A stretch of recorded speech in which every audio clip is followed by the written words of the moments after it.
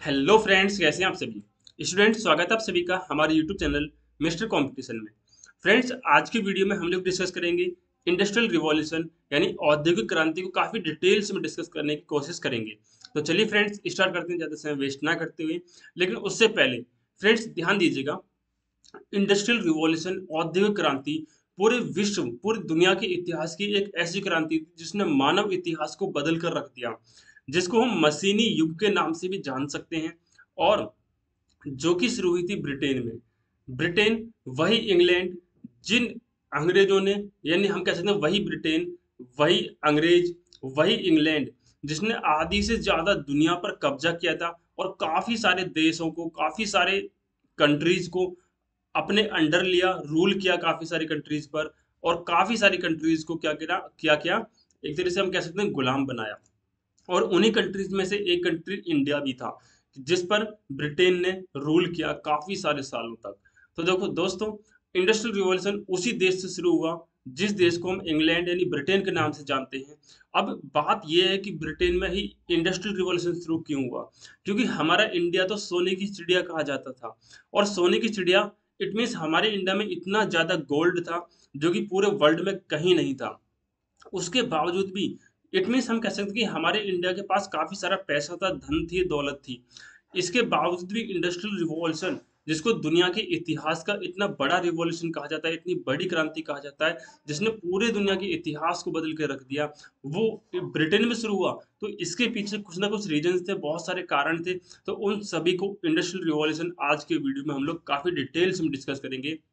Friends, ध्यान दीजिएगा कि हर एक पॉइंट को आप जस्ट स्टोरी के माध्यम से समझिएगा।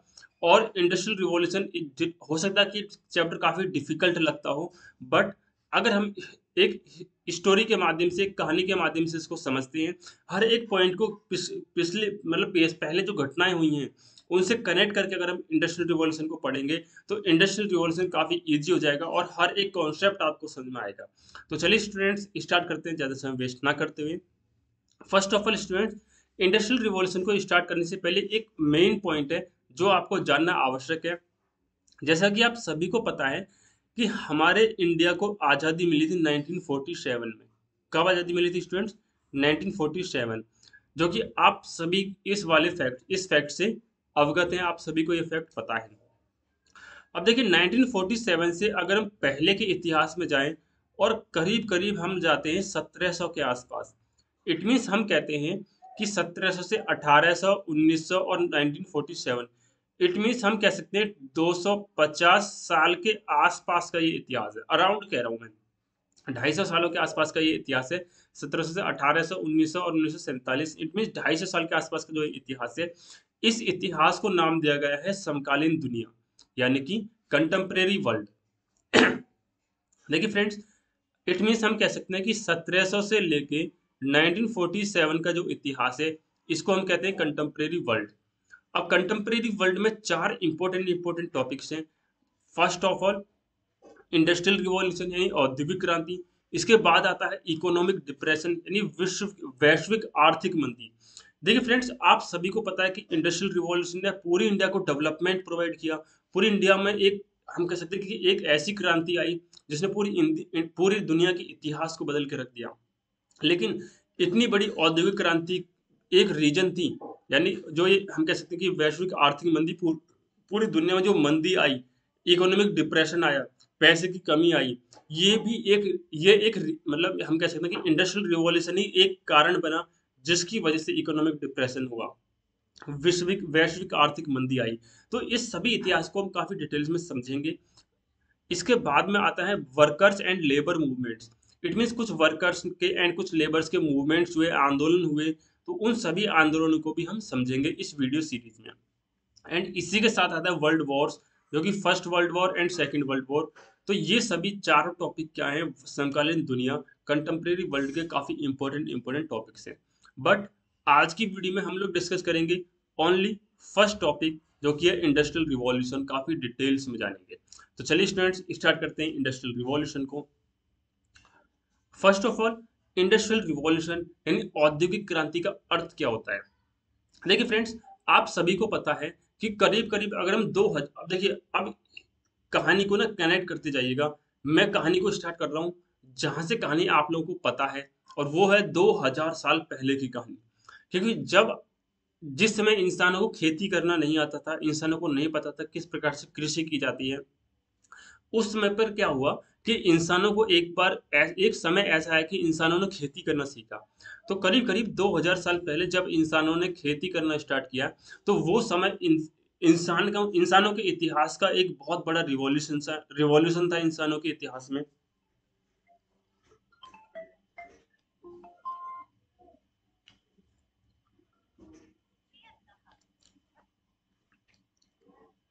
सो फ्रेंड्स, जब इंसानों ने करीब-करीब 2000 साल पहले खेती करना शुरू किया, तो वो इंसानों के इतिहास का एक बहुत बड़ा रिवॉल्यूशन था। बट अगर हम बात करें 200 साल पहले, तो 200 साल पहले क्या हुआ कि इंसान हर एक प्रोडक्ट को देखिए खेती करते थे, तो खेती करने के लिए मेहनत करते थे, मज़दूरी करते थे। इट मीन्स हम कह सकते हैं कि अपने हाथों से ही सभी प्रोडक्ट्स को बनाते थे। अपने हाथों से ही सारा काम करते थे। इट मीन्स मशीनों का आविष्कार अभी तक नहीं हुआ था। लेकिन करीब-करीब 200 साल पहले, अराउंड हम बात कर रहे हैं सन 1700 के आसपास। तो सन 1700 के आसपास क्या हुआ, मशीनों का एक ऐसा युग आया, इतनी सारी अलग-अलग टेक्नोलॉजी आई। देखिए फ्रेंड्स, अलग-अलग प्रकार की टेक्नोलॉजी आई, अलग-अलग प्रकार की मशीन्स का आविष्कार हुआ, और इन टेक्नोलॉजी और इन मशीन के जो युग है, इसी मशीन के युग ने क्या किया कि जो भी प्रोडक्शन होता था, उस प्रोडक्शन को पहले लोग हाथों से सामान बनाते थे, हाथों से वस्तुएँ बनाते थे, हाथों से प्रोडक्शन करते थे। तो उसमें काफ़ी समय लगता था, काफ़ी ऊर्जा लगती थी, और काफ़ी मात्रा में हम कह सकते हैं धन लगता, पैसे लगते थे। लेकिन जैसे ही मशीनों का आविष्कार हुआ, तो मशीनों से क्या हुआ कि जो काफ़ी जिस प्रोडक्ट को बनाने के लिए 2 दिन, 4 दिन, 5 दिन लगते थे, अब उसी प्रोडक्ट को बनाने के लिए मुश्किल से 1 दिन, आधा दिन या 2-3 घंटे में वो प्रोडक्ट बन जाता था। पहली बात तो समय की बचत हुई। सेकंड चीज़, एक मशीन कम से कम 50 से ज़्यादा मज़दूरों का काम कर लेती थी। इस वजह से क्या हुआ कि जो प्रोडक्ट्स थे वो सस्ते भी बनने लगे। तो इंडस्ट्रियल रिवॉल्यूशन क्या है? वो समय हमारी दुनिया यानी हमारी धरती के इतिहास का वो समय जिस समय हाथों से प्रोडक्शन ना होके मशीनों से प्रोडक्शन होने लगा, जिससे काफ़ी सारे बेनिफिट्स हुए। एक तो चीज़ें सस्ती बनने लगी, सेकंड चीज़ें कम समय में बनने लगी। तो इसी समय को बोला गया है इंडस्ट्रियल रिवॉल्यूशन। इट मीन्स हम कह सकते हैं कि मैन मेड जो इंसान अपने हाथों से बनाते थे, उससे मशीन मेड पर जब प्रोडक्शन होने लगा, स्मॉल स्केल से लार्ज स्केल पर प्रोडक्शन होने लगा, तो इसी समय को औद्योगिक क्रांति कहा गया। एंड स्लो स्पीड से पहले प्रोडक्शन होता था, तो बाद में फास्टर स्पीड में प्रोडक्शन होने लगा, और एक्सपेंसिव इट मीन्स महंगे प्रोडक्शन की जगह अब सस्ता प्रोडक्शन होने लगा। प्रोडक्शन की मात्रा में काफ़ी कमी आई, तो इसी समय को इंडस्ट्रियल रिवॉल्यूशन कहा गया है। तो देखिए फ्रेंड्स, इंडस्ट्रियल रिवॉल्यूशन जैसा हमने जाना कि शुरुआत हुई थी इंडस्ट्रियल रिवॉल्यूशन की पूरी दुनिया में से सिर्फ एक देश में, और उस देश का नाम है ब्रिटेन, यानी इंग्लैंड। तो देखिए, इंग्लैंड को आप लोग वर्ल्ड मैप में देख सकते हैं। ये है इंग्लैंड यानी ब्रिटेन का मैप, जो रेड कलर से मार्क किया गया है। अब देखिए, इंग्लैंड में ही क्योंकि इंडस्ट्रियल रिवॉल्यूशन की शुरुआत हुई थी, तो इंग्लैंड के बारे में कुछ फैक्ट्स जान लेते हैं, और उन फैक्ट्स को ये भी जान लेते हैं कि ऐसा एक्चुअल में क्यों था। इट मीन्स क्लियरली एंड अच्छे प्रकार से समझने की कोशिश कीजिएगा। पहली बात तो इंग्लैंड में इंडस्ट्रियल रिवॉल्यूशन की शुरुआत होने के पीछे काफ़ी सारे रीजन्स थे, और उनमें से एक छोटा-सा रीजन ये था कि England was the first country to face. देखिए, इंग्लैंड क्या था, फर्स्ट पहली कंट्री थी जिसमें इंडस्ट्रियलाइज़ेशन आया। और ऐसा क्यों हुआ कि इसका पीछे बहुत सारे रीजनों में से एक रीजन ये था कि इंग्लैंड वाज़ पॉलिटिकली स्टेबल। देखिए फ्रेंड्स, इंग्लैंड क्या था, राजनीतिक रूप से स्थिर था। इट मीन्स देखिए, ज अगर हम क्योंकि हम लोग बात कर रहे हैं सन 1700 की। आप लोग ध्यान दीजिएगा, अगर हम सन 1700 की बात करें, तो हमारे इंडिया में सन 1700 में ब्रिटेन यानी कि इंग्लैंड का रूल था। हमारे इंडिया में अगर अंग्रेज नहीं भी आते, उसके बावजूद भी हमारे इंडिया में क्या था फ्रेंड्स, अलग-अलग प्रकार के देखिए, यहाँ कोई दूसरे राजा थे, दिल्ली में मुगल्स बैठे हुए थे, है ना? और मीन्स हम कह सकते हैं कि हमारा पूरा इंडिया छोटे-छोटे एरियाज़ में, छोटे-छोटे राजाओं के अधीन था। काफ़ी सारे छोटे-छोटे राजा थे, और हर एक राजा के अलग रूल्स थे। सपोज़ कीजिए, देखिए मुगल्स के कुछ अलग रूल्स हैं, उनकी अलग करेंसी थी, है ना? इधर जो किंग्स थे उनके अलग रूल्स थे, उनकी अलग करेंसी थी, हर एक राजा अपने अपने अलग अलग मार्केट से। इट मीन्स हमारा इंडिया डिवाइडेड था, यूनाइटेड यूनाइटेड नहीं था। अगर हमारा इंडिया भी एक होता तो सोने की चिड़िया था हमारा इंडिया। तो ब्रिटेन जैसे देश तो, अगर इंडस्ट्रियल रिवॉल्यूशन मीन्स हम कह सकते हैं कि शायद इंडिया से शुरू हुआ होता, बट क्योंकि हमारा इंडिया डिवाइडेड था, अलग अलग राजा थे, छोटे छोटे टुकड़ों में हमारा इंडिया बटा हुआ था, इस वजह से क्या हुआ कि, लेकिन इसी के अपोजिट में हम देखेंगे कि जो ब्रिटेन में क्या था। देखिए ये इंग्लैंड है, ब्रिटेन, स्कॉटलैंड एंड वेल्स, ये तीन ऐसी कंट्रीज थी। आज के समय पे ये तीन कंट्रीज हैं, बट उस समय पे सन 1700 में, जिस समय हमारा इंडिया अलग अलग पार्ट्स में डिवाइड था और यूनाइटेड नहीं था, छोटे छोटे टुकड़ों में बटा हुआ था, उस समय यहाँ पर ये तीन ऐसी कंट्रीज थी जो कि यूनाइटेड थी। और यूनाइटेड भी इस प्रकार की, सिर्फ एक ही राजा था और वही एक राजा पूरे एरिया पे कंट्रोल कर रहा था, रूल कर रहा था, जिसको हम कहते हैं कि इन तीनों कंट्रीज में स्कॉटलैंड, देखिए फ्रेंड्स याद रखिएगा, स्कॉटलैंड, इंग्लैंड और वेल्स, इन तीनों कंट्रीज में एक ही राजा का शासन था, एक ही मोनार्की थी, जिसको हम कहते हैं friends single monarchy. It means एक ही राजा का शासन था, राजतंत्र था। और एक राजा के शासन होने से क्या फर्क पड़ा, देखिए आप लोग इंडिया में और ब्रिटेन में अगर कंपेयर करते चलेंगे ना, तो आपको सारी चीजें बहुत आसानी से क्लियर हो जाएंगी। जहां हमारा इंडिया डिवाइडेड था, पार्ट्स में डिवाइडेड था, पूरा यूनाइटेड नहीं था, अलग अलग राजा थे, छोटे छोटे एरिया में छोटे छोटे राजा थे, उनके अलग अलग रूल्स थे, अलग अलग करेंसियां थी और अलग अलग मार्केट्स थी। यानी कि सपोज कीजिए कि मुगल्स के शासन में, यानी मुगल्स के साम्राज्य में अगर गेहूं 10 रुपए की पर केजी मिल रहे हैं, सपोज कीजिए, मैं जस्ट एक एग्जांपल दे रहा हूँ, तो हो सकता है कि वहीं इंडिया के दूसरे पार्ट में अगर जाओगे तो वही गेहूं आपको 20 रुपीज पर केजी हो सकता है, कहीं पर वही 30 रुपीज पर केजी भी हो सकता है और कहीं पर वही 5 रुपीज पर केजी भी हो सकता है। इट मीन्स मार्केट में काफी सारी वेराइटीज थी इंडिया की। लेकिन इसी के अपोजिट में अगर हम ब्रिटेन, स्कॉटलैंड और इंग्लैंड में, क्योंकि एक ही राजा का शासन था, राजतंत्र था, सिंगल मोनार्की थी, इस वजह से वहां पर कॉमन लॉज थे। कॉमन लॉज यानी पूरे में एक ही तरह के रूल्स चलते थे, सिंगल करेंसी थी, एक ही करेंसी चलती थी और मार्केट भी उनकी सिंगल थी। इट मीन्स पूरे एरिया में सेम चीज का सेम प्राइस था। तो ये भी बहुत बड़ा फैक्टर था इंडस्ट्रियल रिवॉल्यूशन शुरू हुआ, क्योंकि इंग्लैंड वहां पर पॉलिटिकली स्टेबल था, राजनीतिक तौर पर वो स्थिर था। एंड इसके साथ में हम कहिए कि England, money was used as the medium of exchange. It means अगर आपको कोई भी सामान परचेज करना है, कुछ भी सामान खरीदना है, तो वहां पर मनी यूज होती थी, पैसा यूज होता था।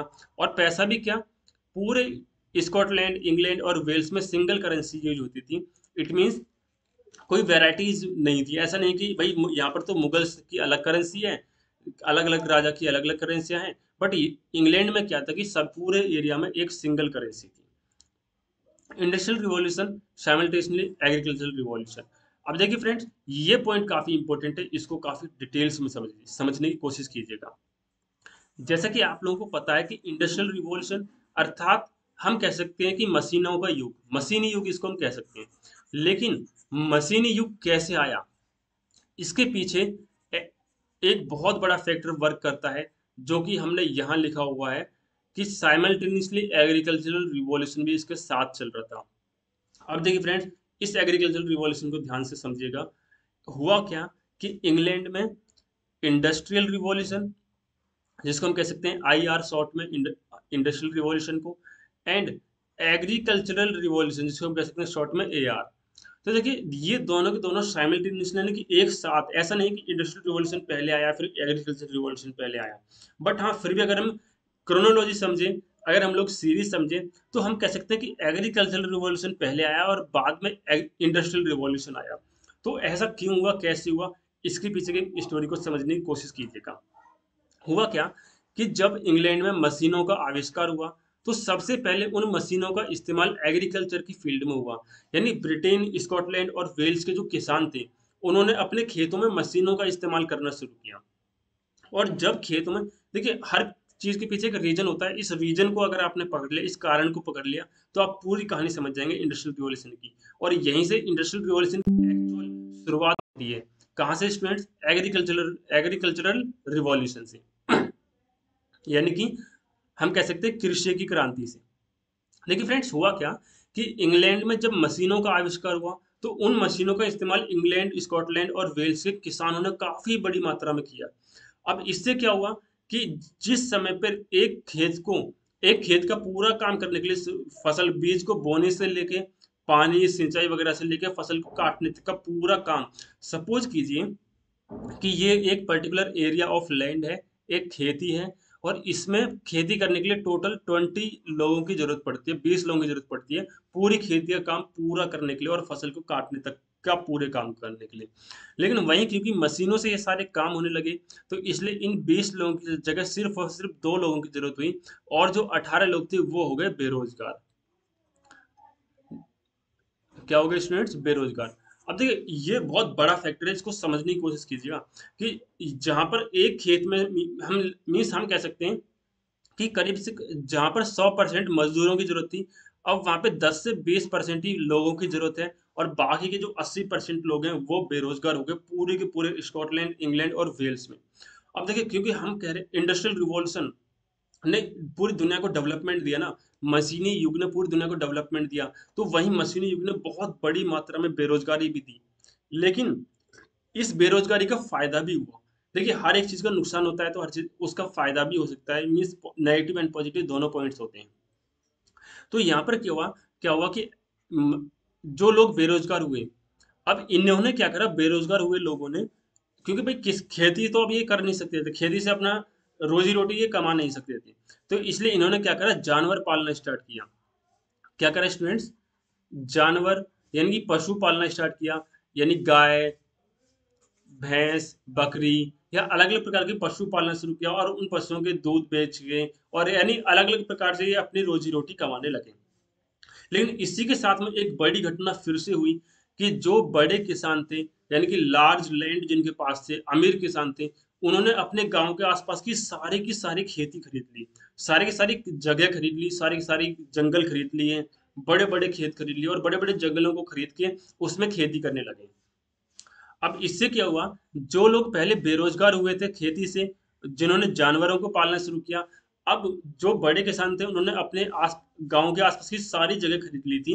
तो वहाँ पर बड़े किसानों ने छोटे किसानों को छोटे किसान क्या भूमिहीन किसान कह सकते हैं जिनके पास खेती ही नहीं थी, जो जानवर पाल के अपना लालन-पालन करते थे। उन लोगों से बड़े किसानों ने मना कर दिया कि अब आप लोग हमारी खेती में हमारी जगह में अपने जानवरों को चरा नहीं सकते, यानी खाना खिलाने के लिए अपने जानवरों को छोड़ नहीं सकते। तो अब इससे क्या हुआ कि जो लोग पहले बेरोजगार हुए थे और जिन्होंने जानवरों को पालना शुरू किया, अब उनको मजबूरी में क्या है अपने जानवर भी छोड़ने पड़े क्योंकि अब जानवरों को खिलाने के लिए उनके पास में जगह ही नहीं थी। और इसकी वजह से उन लोगों ने अपने गांवों को छोड़कर शहरों की तरफ जाने लगे। और शहरों की तरफ क्यों जाने लगे? क्योंकि वो लोग बेरोज़गार थे, तो शहरों की तरफ वो रोज़गार ढूँढने के लिए जाने लगे और ये ही एक वो पॉइंट था, जहाँ से इंडस्ट्रियल रिवॉल्यूशन को हवा मिली या फिर इंडस्ट्रियल रिवॉल्यूशन को लेबर मिली, मज़दूर मिले। क्योंकि देखिए फ्रेंड्स, शहरों में जो कंपनियाँ थीं, जो फैक्ट्रीज़ थीं, जब तक उनके पास मज़दूर नहीं होंगे, तब तक वो लोग काम कैसे करेंगे? तो अब खेती और ये मज़दूर शहर नहीं जाते अगर इनके पास एग्रीकल्चर से इनको बेरोज़गार ना किया जा नहीं किया गया होता या फिर इनके जानवरों को चराने के लिए जगह ना छीनी गई होती। इट मीन्स इनके साथ यहाँ पर गाँव में हो गलत हो रहा था। इनके जानवरों के लिए जगह छीन ली गई खाना खिलाने के लिए। इनको खेती से रोज़गार छीन लिया गया मशीनी युग के द्वारा। हुआ तो इनके साथ गलत था। बट वहीं जब ये रोज़गार ढूँढने के लिए शहरों में गए, तो शहरों में इंडस्ट्रियल रिवॉल्यूशन के लिए इन्हीं जो ये लोग थे लेबर की तरह वर्क किया इन लोगों ने और इंडस्ट्रियल इट मीन्स शहरों में लेबर की भरपूर मात्रा में पूर्ति हुई। तो देखिए फ्रेंड्स, पहली स्लाइड में हमने काफ़ी डिटेल में इसमें काफ़ी चीज़ों को समझा। बढ़ते हैं नेक्स्ट स्लाइड की ओर। इसी के साथ में देखिए हम तो लोगों ने क्या देखा कि एग्रीकल्चरल रिवॉल्यूशन आया। एग्रीकल्चरल रिवॉल्यूशन जो बिगर लैंडलॉर्ड थे, उन्होंने लैंडलेस जो फार्मर्स यानी कि जो भूमिहीन किसान थे, बड़े जमींदारों ने उनकी जानवरों को अपने खेतों में चराने से मना कर दिया, जिससे भूमिहीन किसानों को शहरों में जाना जाना पड़ा रोजगार के अवसर ढूंढने के लिए। एंड ये तो हुआ एग्रीकल्चरल रिवॉल्यूशन। साथ ही साथ डेवलपमेंट ऑफ ट्रांसपोर्ट सिस्टम। देखिए फ्रेंड्स, हम लोग क्या समझने की कोशिश कर रहे हैं कि इंग्लैंड, वेल्स और स्कॉटलैंड यानी इंग्लैंड में औद्योगिक क्रांति शुरू हुई तो उसके पीछे काफी सारे रीजन थे। तो उनमें से एक रीजन हमने एग्रीकल्चरल रिवॉल्यूशन देखा, उनमें से कुछ रीजन हमने देखे पॉलिटिकली स्टेबल, ये सभी रीजन हमने देखे। एंड इसी के साथ में एक रीजन और था, वो था डेवलपमेंट ऑफ ट्रांसपोर्ट सिस्टम। देखिए, जैसा कि आप लोगों को इंग्लैंड मैप में दिखाई दे रहा है, इसके चारों तरफ समुद्र है और इसके बीच बीच में काफी सारी रिवर्स हैं। जैसे सपोज कीजिए, देखिए ये इंग्लैंड है, तो इसके बीच में काफी सारी रिवर्स ऐसे फ्लो हो रही हैं। तो और चारों तरफ समुद्र है, तो इसकी जो भौगोलिक परिस्थिति है, इसकी जो जियोग्राफिकल जो स्टेज है, इसका फायदा इंग्लैंड ने काफी भरपूर मात्रा में उठाया। और वो कैसे उठाया स्टूडेंट्स? ट्रांसपोर्ट सिस्टम को इंग्लैंड ने काफी मजबूत किया। और ट्रांसपोर्ट सिस्टम कैसे मजबूत हुआ? रिवर्स के द्वारा, कोस्ट लाइन्स के द्वारा। यानी कि हम कह सकते हैं कि समुद्री जो तट है, समुद्री तट और जो नदियां हैं, उनसे इंग्लैंड ने अपना ट्रांसपोर्ट सिस्टम यानी परिवहन तंत्र जो है, परिवहन तंत्र को काफी मजबूत किया। यानी इंग्लैंड का ज्यादा से ज्यादा जो व्यापार था, उसके लिए जो परिवहन चाहिए, ट्रांसपोर्ट सिस्टम चाहिए, वो पूरा का पूरा नदियों से, समुद्र से, पानी के जहाजों से, नावों के माध्यम से होता था। अब पानी के जहाज, नाव या समुद्र से होने से फायदा ये था कि जो परिवहन था वो सस्ता था। परिवहन देखिए सस्ता था, यानी कि चीप था। एंड सेकंड, परिवहन में समय भी कम लगता था, परिवहन में टाइम भी कम लगता था, क्योंकि समुद्र के रास्ते से हो रहा था। सेकंड चीज, एक और फायदा इंग्लैंड इंग्लैंड के लिए ये था कि पूरे इंग्लैंड में नदियां थी, पूरे इंग्लैंड में चारों तरफ समुद्र था, तो वो पूरे के पूरे इंग्लैंड में ट्रांसपोर्ट कर सकता था, यानी परिवहन कर सकता था अपने पानी के रास्ते से, नदियों के रास्ते से और समुद्र के रास्ते से। तो देखिए, ये छोटे छोटे रीजन्स हैं, छोटे छोटे छोटे कारण हैं जो कि आगे चल के इंडस्ट्रियल रिवॉल्यूशन को डेवलप करेंगे, इंडस्ट्रियल रिवॉल्यूशन की शुरुआत करेंगे इंग्लैंड में। इसी के साथ में क्या हुआ, इंग्लैंड में 19 कह रहा हूँ 1694 में बैंक ऑफ इंग्लैंड की स्थापना हुई। जिस प्रकार हमारे इंडिया का आरबीआई है, रिजर्व बैंक ऑफ इंडिया है, जो हमारे इंडिया का सेंट्रल बैंक है, इसी प्रकार इंग्लैंड में जो इंग्लैंड बैंक ऑफ इंग्लैंड है, उसकी स्थापना हो गई थी 1694। अब 1694 में बैंक ऑफ इंग्लैंड की स्थापना हुई, और इसी के साथ में अदर काफी सारे 600 बैंक प्रोविंसेस में बने एंड 100 बैंक्स अकेले लंदन में बनी। तो इन बैंक्स के बनने से क्या हुआ फ्रेंड्स, जो उद्योग थे, जो इंडस्ट्रीज थी, उनको देखिए पैसा चाहिए, मनी चाहिए अपने उद्योग को, अपनी इंडस्ट्री को आगे बढ़ाने के लिए, मशीन खरीदने के लिए और उन मशीनों से प्रोडक्शन करने के लिए पैसा चाहिए। तो इन बैंक्स से क्या हुआ, इन बैंकों ने लोगों को, या हम कह सकते हैं इंडस्ट्रीज को, उद्योगों को काफी बड़ी मात्रा में लोन दिए, जिससे इंडस्ट्रीज के पास में जो पैसे की कमी थी, वो पैसे की कमी पूरी हुई। और पैसे की, क्योंकि अब कमी नहीं थी, लोन मिल चुका था, तो इंडस्ट्रीज डेवलप कर सकती थी। इमरजेंस ऑफ लंदन, इसी के साथ में देखिए देखिए फ्रेंड्स क्या हुआ, इमरजेंस ऑफ लंदन, यानी कि लंदन की पॉपुलेशन बढ़ती गई। लंदन में जो increasing of around 19 European countries, देखिए उस समय पूरा जो यूरोप था ना, पूरे यूरोप में 19 कंट्रीज, सॉरी कंट्रीज कह रहा हूँ, 19 सिटीज ऐसी थी जो काफी बड़ी मात्रा में डेवलप कर रही थी। और उनमें से 11 सिटीज ओनली अकेले ब्रिटेन में थी, जो काफी बड़ी मात्रा में एक तरह से सिटी बन थी, यानी क्योंकि सिटी बनने के लिए पॉपुलेशन चाहिए, उद्योग चाहिए, इंडस्ट्रीज चाहिए, तो ये सभी चीजें इन सभी सिटीज में आ रही थी।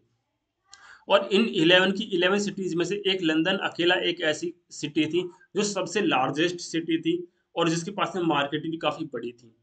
तो इससे हुआ क्या कि एक तरह से हम कह सकते हैं लंदन का इमरजेंस हुआ, लंदन का एक तरह से एक नई सिटी उभर कर आई, एक नई सिटी बनी इंग्लैंड में, जो कि थी लंदन। तो देखिए फ्रेंड्स, अभी तक आप लोग ना एक चीज समझ चुके होंगे कि देखिए, किसी भी इंडस्ट्री, किसी भी उद्योग को बरकरार रखने के लिए, डेवलप करने के लिए, इंक्रीज करने के लिए काफी सारी चीजें चाहिए, और वो सभी चीजें यहाँ पर धीरे धीरे करके लोगों को मिलती जा रही हैं। जैसे कि देखिए क्या, कि लेबर की जरूरत थी, लेबर एग्रीकल्चर से हटके सिटी में आई, मजबूरी में आना पड़ा, उससे लेबर की पूर्ति हुई, है ना। इसी के साथ में ट्रांसपोर्ट चाहिए, तो देखिए ट्रांसपोर्ट सिस्टम इंग्लैंड का अच्छा हुआ। इसी के साथ में फाइनेंस चाहिए, यानी कि पैसा चाहिए, तो बैंक्स की स्थापना हो गई। इसी के साथ में एक मार्केट चाहिए जहाँ पे लोग अपने सामान को बेचें, तो लंदन की स्थापना हो गई। इट मीन्स ओवरऑल हर एक चीज इंग्लैंड में सही होती जा रही थी। और और यही वो युग था, देखिए फ्रेंड्स, 1700 में ही मशीनों का भी, हमने बोला कि मशीनों का भी आविष्कार काफी बड़ी मात्रा में हुआ। तो अब क्योंकि लोगों के, इंडस्ट्रीज के पास में मशीनों को खरीदने के लिए पैसा भी आ चुका था, मशीनों पर काम करने के लिए लेबर भी आ चुका था एग्रीकल्चरल रिवॉल्यूशन से, है ना। और मशीन जब वो सामान बन जाएगा, यानी कि रॉ मटेरियल खरीदने के लिए और रॉ मटेरियल और फाइनल जो प्रोडक्ट थे उनको सेल करने के लिए ट्रांसपोर्ट सिस्टम भी अच्छा हो गया, और उसके लिए मार्केट भी मिल गई लंदन में। तो क्योंकि अब सभी चीजें सही हो चुकी थी, तो लोग जो बड़ी बड़ी इंडस्ट्रीज थी उन्होंने बड़ी मात्रा में मशीनें खरीदी और उनको अपनी इंडस्ट्रीज में लगाया। और जो प्रोडक्शन, जो उत्पादन 10-10 दिन में होता था, वो उत्पादन एक एक दिन में होने लगा मशीनों की मदद से। जिस उत्पादन में हजारों रुपए लगते थे, उस उत्पादन में कुछ 100 रुपए से ही वो उत्पादन पूरा हो जाता था, है ना। इट मीन समय भी कम लगा, लागत भी कम लगी, और ट्रांसपोर्टेशन में भी काफी कम पैसे लगे, आसानी से ट्रांसपोर्ट भी हो गया। तो इस तरीके से इंडस्ट्रियल रिवॉल्यूशन की शुरुआत हुई इंग्लैंड में। तो देखिए फ्रेंड्स, हमने काफी समझने की कोशिश की है कि इंग्लैंड में ही इंडस्ट्रियल रिवॉल्यूशन क्यों आया। अगर आप इंग्लैंड के कंपेरिजन में बाकी अदर कंट्रीज को देखेंगे, तो अदर कंट्रीज में ये सभी चीजें एक साथ होना उस समय पे शायद ही पॉसिबल था, क्योंकि इंग्लैंड में ये सभी चीजें, हम कह सकते हैं, देखिए इंग्लैंड वालों ने, हम कह सकते हैं कि इंग्लैंड में ये सभी चीजें एक साथ आई। फाइनेंशियल सिस्टम अच्छा हुआ, है ना, मार्केट का उद्घाटन, एक तरह से लंदन की स्थापना हुई, और एग्रीकल्चरल रिवॉल्यूशन, यानी सारी चीजें इंग्लैंड में हुई, तो ये रीजन बने कि इंडस्ट्रियल रिवॉल्यूशन इंग्लैंड से शुरू हुआ। देखिए फ्रेंड्स, इंडस्ट्रियल रिवॉल्यूशन के कुछ रीजन से, वैसे तो हम ये इन सभी रीजन को डिस्कस कर चुके हैं, बट फिर भी एक बार देख लेते हैं, कुछ तो एक्स्ट्रा आपको जानने को मिलेगा ही। क्या क्या रीजन थे जो जिनकी वजह से इंडस्ट्रियल रिवॉल्यूशन हुआ। तो पहला रीजन तो many poor people were available from the villages to work in towns. जैसा कि हमने जाना कि जो पुअर पीपल थे, गरीब लोग थे, किसान थे, है ना, जो गांवों में खेती करके दूसरों के खेतों में खेती करके अपनी रोजी रोटी कमाते थे, तो उनको क्या विलेजेस को छोड़ के सिटीज में जाना पड़ा, टाउन्स में जाना पड़ा रोजगार के अवसर को ढूंढने के लिए। इसके पीछे की पूरी कहानी हम लोग समझ चुके हैं। बढ़ते हैं नेक्स्ट पॉइंट की ओर। बैंक्स को लोन मनी, देखिए अब क्या है, बैंकों की स्थापना, तो बैंक लोन दे सकते थे, तो इस वजह से भी काफी, हम कह सकते हैं, इंडस्ट्रियल रिवॉल्यूशन में हेल्प मिली। ये भी एक रीजन था इंडस्ट्रियल रिवॉल्यूशन के होने का। और गुड ट्रांसपोर्ट नेटवर्क, यानी कि उन लोगों का गुड ट्रांसपोर्ट नेटवर्क भी काफी अच्छा था, रिवर रिवर बनने की वजह से, रिवर बनने की नहीं, हम कह सकते हैं कि रिवर्स होने की वजह से, और चारों तरफ समुद्र होने की वजह से। Technological change in increase of production level, क्या है कि अब पहले हैंडमेड होता था, यानी हाथों से प्रोडक्ट्स बनाए जाते थे, अब मशीनों से बनाए बनाए जाने लगे, यानी कि टेक्नोलॉजी काफी डेवलप हुई। तो टेक्नोलॉजी का डेवलपमेंट भी इंडस्ट्रियल रिवॉल्यूशन का एक रीजन था। New transport network of railways in later times, कि देखिए हमने ये वाला पॉइंट पहले डिस्कस नहीं किया, ध्यान दीजिएगा कि रेलवेज के, हम कहेंगे स्टूडेंट्स, रिवर्स से जो ट्रांसपोर्ट होता था, परिवहन होता था, उसके बाद में एक बड़ी भूमिका निभाई कि इंग्लैंड में क्या हुआ फ्रेंड्स। ये पॉइंट हमसे स्किप हो गया था, इसको समझने की कोशिश कीजिएगा कि इंग्लैंड में आयरन की, यानी कि लोहे की जो फैक्ट्रीज थी ना, उनकी खोज हुई। इट मीन्स हम कह सकते हैं कि इंग्लैंड के लोगों ने आयरन की इंडस्ट्रीज की वैल्यू को समझा। और जब आयरन की इंडस्ट्रीज की वैल्यू को समझा, तो आयरन उद्योग, यानी कि लोह उद्योग डेवलप किया इंग्लैंड में। और क्योंकि हर एक इंडस्ट्री के लिए लोहा चाहिए, देखिए कोई भी मशीन हो उसके लिए लोहा चाहिए, रेलवे के लिए लोहा चाहिए। तो इससे हुआ क्या कि इंग्लैंड में रेलवे लाइंस का निर्माण हुआ, रेलवेज का निर्माण हुआ। और इस रेलवेज ने जो बचे हुए एरियाज थे इंग्लैंड के ट्रांसपोर्ट के लिए, परिवहन के लिए, उन एरियाज में भी ट्रांसपोर्ट अवेलेबल कराया, और उन एरियाज में भी ट्रांसपोर्टेशन की सुविधा दी, यानी कि परिवहन की सुविधा दी। Spinning and weaving of cotton, देखिए काफी सारी मशीन बनी इंग्लैंड में, जैसे कि स्पिनिंग की मशीन बनी। अब स्पिनिंग क्या होता है फ्रेंड्स, इसको हम नेक्स्ट स्लाइड में जान लेंगे। अभी के लिए आप इतना समझ ले कि स्पिनिंग की मशीन बनी, कॉटन को स्पिन करने की मशीनों का निर्माण उस समय पे हुआ था। डेवलपमेंट ऑफ स्टीम पावर, ये भी काफी इंपॉर्टेंट, हम कहेंगे नोट हो सकता है, वेरी वेरी इंपॉर्टेंट है ये। क्योंकि इंडस्ट्रियल रिवॉल्यूशन के पीछे मेन ना कुछ, एक तरह से रीजन तो बहुत सारे थे जिनकी वजह से इंडस्ट्रियल रिवॉल्यूशन हुआ, लेकिन बड़े बड़े जो रीजन थे ना, वो क्या थे। रेलवेज का निर्माण, दूसरा हम कह सकते हैं स्पिनिंग की जो कुछ मशीनों का निर्माण हुआ था, उन स्पिनिंग की मशीन का निर्माण। एंड थर्ड हम कह सकते हैं स्टीम पावर का निर्माण, निर्माण कहेंगे, सॉरी, स्टीम पावर की खोज। तो देखिए स्टूडेंट्स, नेक्स्ट पॉइंट है agricultural revolution made food production efficient. देखिए अगेन वही, देखिए एग्रीकल्चरल जो रिवॉल्यूशन था उसने क्या करा, काफी कम लोग ही फूड को काफी अच्छी मात्रा में, एफिशिएंट मात्रा में एक तरह से उगा सकते थे, ग्रो कर सकते थे। और अब लेस लेबर, यानी कि कृषि को, एग्रीकल्चर को लेबर की ज़्यादा ज़रूरत नहीं थी, कम ज़रूरत थी। तो इसने क्या करा, काफ़ी सारी पॉपुलेशन को शहरों की तरफ भेजा, वर्क की खोज में, काम की खोज में, रोजगार की खोज में। तो ये भी एक बहुत बड़ा रीजन बना इंडस्ट्रियल रिवॉल्यूशन का। एंड इसी के साथ में कॉलोनियल एक्सपेंशन। देखिए फ्रेंड्स, इसको काफ़ी डिटेल से समझिएगा। कॉलोनियल एक्सपेंशन क्या है, हम इसको कहेंगे कि ब्रिटेन ने काफ़ी अलग अलग कंट्रीज पर अपना शासन, एक तरह से राज किया, रूल किया, जिनमें से इंडिया एक था। तो ये अलग, और रीजन क्या था इन सब के पीछे, कि इंग्लैंड को जब इतनी बड़ी मात्रा में उत्पादन करना था तो उसके लिए रॉ मटेरियल यानी कच्चा माल चाहिए था। तो कच्चे माल के लिए इंग्लैंड के जो रिसोर्सेज थे वो कम पड़ रहे थे। इसलिए इंग्लैंड ने क्या करा कि दूसरे देशों पर राज किया, दूसरे देशों पर रूल किया, और वहां से रॉ मटेरियल लेकर अपनी इंडस्ट्रीज की पूर्ति की। तो इस वजह से जो कॉलोनियल एक्सपेंशन था, यानी कि इंग्लैंड का दूसरे देशों पर जो राज था, रूल था, उसने भी काफी हेल्प की इंडस्ट्रियल रिवॉल्यूशन में। एंड इसी के साथ में नेक्स्ट पॉइंट है coast lines and navigable rivers. ये हम लोग डिस्कस कर चुके हैं कि ट्रांसपोर्ट सिस्टम रिवर्स से हुआ था, कोस्ट लाइन से हुआ था, जो कि काफी हेल्पफुल रहा इंडस्ट्रियल रिवॉल्यूशन को आगे बढ़ाने के लिए। लार्ज कॉमन लैंड्स वर इंक्लूड, अगेन इसको भी हम लोग डिस्कस कर चुके हैं कि काफी बड़ी मात्रा में जो एग्रीकल्चरल लैंड्स थे वो इनक्लोज कर लिए गए थे, इनकी कुछ लोगों के द्वारा ले लिए गए थे, और वहां पर अपने पशुओं को चराने से मना कर दिया गया था दूसरे जो लोग थे उनसे। तो उनको अपनी रोजी रोटी के लिए शहरों की तरफ मूव करना पड़ा। इस पॉइंट को भी हम लोग डिस्कस कर चुके हैं। तो ये सभी क्या थे स्टूडेंट, इंडस्ट्रियल रिवॉल्यूशन में क्यों हुआ, उसके पीछे कुछ रीजंस थे। बढ़ते हैं नेक्स्ट स्लाइड की ओर।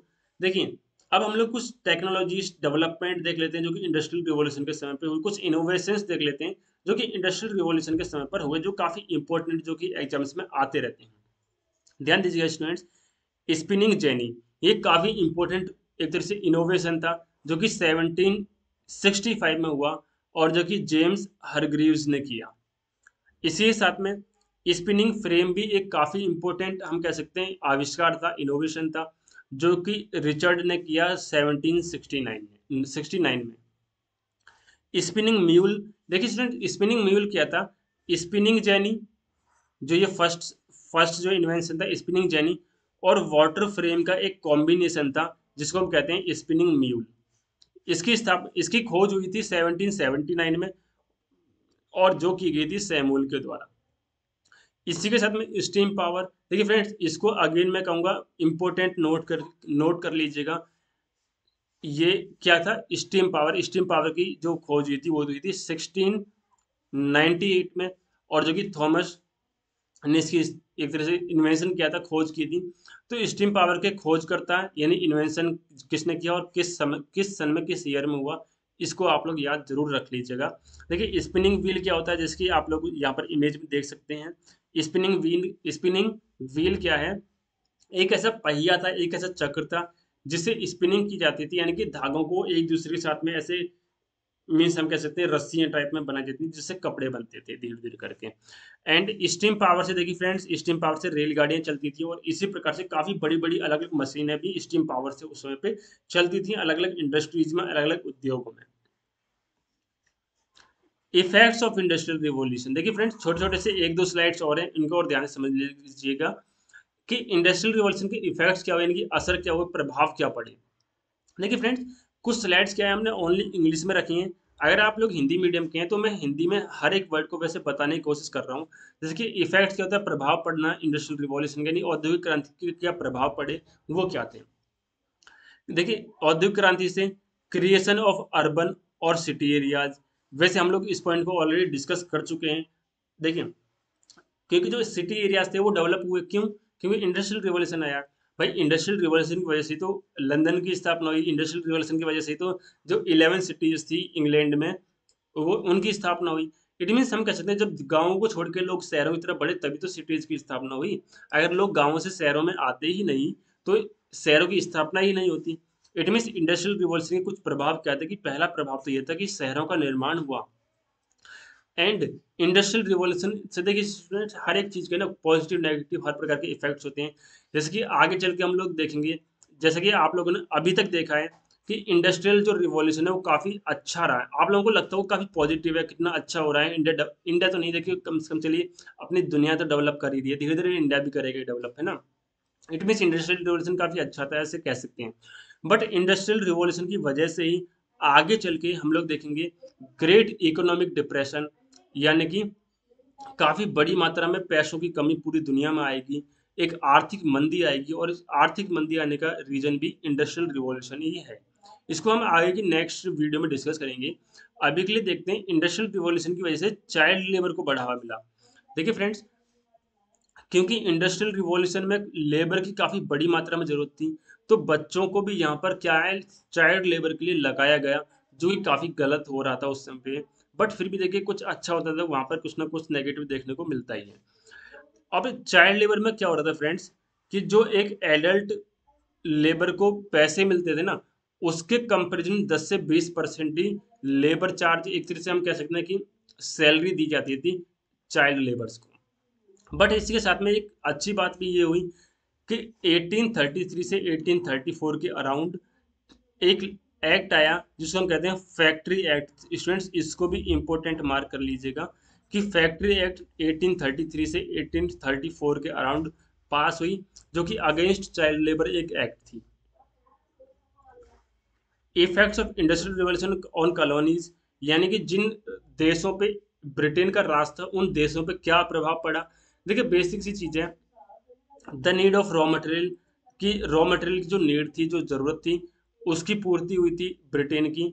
और वो कहाँ से हुई थी दोस्तों, कॉलोनीज, यानी कि अलग अलग देश से जहाँ पर ब्रिटेन का राज था, उन कंट्रीज से ब्रिटेन ने अपने रॉ मटेरियल की पूर्ति की थी, अपनी आवश्यकता को पूरा किया था। एंड इंडस्ट्रियल रिवॉल्यूशन ही वो एक रीजन था जिसकी वजह से ब्रिटेन इतना कैपेबल हुआ, इतना ताकतवर हुआ कि वो दूसरे देशों पर कब्जा कर सके, दूसरे देशों पर रूल कर सके, क्योंकि बड़ी बड़ी मशीनों की वजह से जो लोग अपनी रोजी रोटी के लिए खेतों में बिजी रहते थे, फैक्ट्रीज में बिजी रहते थे, अब वो लोग फ्री रहने लगे। फ्री रहने लगे क्योंकि मशीनें काम कर रही थी। जब मशीनें काम कर रही थी तो लोग क्या करते थे, मान लीजिए जहाँ पर 100 लोगों की जरूरत है वहाँ पर 2 लोगों से काम चल रहा है, क्योंकि मशीनें काम कर रही हैं, 5 लोग काम कर रहे हैं, 10 लोगों से काम चल जा रहा है। मीन्स अलग अलग रेशो में हम कह सकते हैं कई हजार लोगों की जगह 500 लोगों में काम चल जा रहा है। तो बाकी जो बचे हुए जो 500 लोग हैं, वो क्या बेरोजगार बैठेंगे? नहीं। तो वो जो बचे हुए 500 लोग हैं ना, ये इंपॉर्टेंट पॉइंट है, जो बचे हुए 500 लोग हैं वो लोग आर्मी में शामिल हुए। इट मीन्स भाई कहीं ना कहीं तो जाएंगे ना, बेरोजगार या खाली तो बैठेंगे नहीं। तो वो लोग क्या, उन्होंने क्या करा, आर्मी में शामिल हुए। उन्होंने गन चलाना सीखा, बंदूक चलाना सीखा, बंदूकें बनाई, दूसरे देशों पर आक्रमण किया। और इसी इंडस्ट्रियल रिवॉल्यूशन की वजह से जो ब्रिटेन था वो दूसरे देशों पर कब्जा करने में कैपेबल हुआ, सक्षम हुआ। इंडिया बिकेम सोर्स ऑफ, देखिए इंडिया क्या था, इंडिया एक ऐसी जगह बना ब्रिटेन के लिए जहाँ से ब्रिटेन के लोग रॉ मटेरियल यानी कच्चा माल भी लेते थे, और फाइनल प्रोडक्ट बनने के बाद में इंडिया में सेल भी करते थे। इट मीन्स कच्चा माल भी हमारा और सेल करके पैसा भी उनका भी, it means double benefit England के लोग हमारे इंडिया से लेते थे। एंड दोस्तों, ये थी हमारी आज की वीडियो, जिसमें हम लोगों ने काफ़ी डिटेल्स में समझने की कोशिश की है कि इंडस्ट्रियल रिवॉल्यूशन क्या था, औद्योगिक क्रांति क्या थी। अगर आपको वीडियो अच्छी लगी हो, हेल्पफुल लगी हो, तो चैनल को लाइक, शेयर और सब्सक्राइब जरूर कर दीजिएगा। एंड कमेंट बॉक्स में कमेंट करके जरूर बताइएगा कि इंडस्ट्रियल रिवॉल्यूशन आज की वीडियो आपको कितने परसेंट समझ आई आउट ऑफ 100। देखिए फ्रेंड्स, अगर आप लोग D SSS KVS and rate जैसे एग्जाम्स की प्रिपरेशन कर रहे हैं, PRT TGT या PGT किसी पोस्ट की प्रिपरेशन कर रहे हैं, तो आप लोगों के लिए ही स्पेशल ये ड्रीम बैच है। ड्रीम बैच में हम कंप्लीट सोशल साइंस को पूरी वीडियो सीरीज में कंप्लीट करेंगे, जिसका ये आज लेक्चर 1 था, यानी चैप्टर 1 था, जिसमें हमने इंडस्ट्रियल रिवॉल्यूशन को डिस्कस किया। तो फ्रेंड्स, अगर आपको वीडियो अच्छी लगी हो, हेल्पफुल लगी हो, तो चैनल को लाइक, शेयर और सब्सक्राइब जरूर कर दीजिएगा।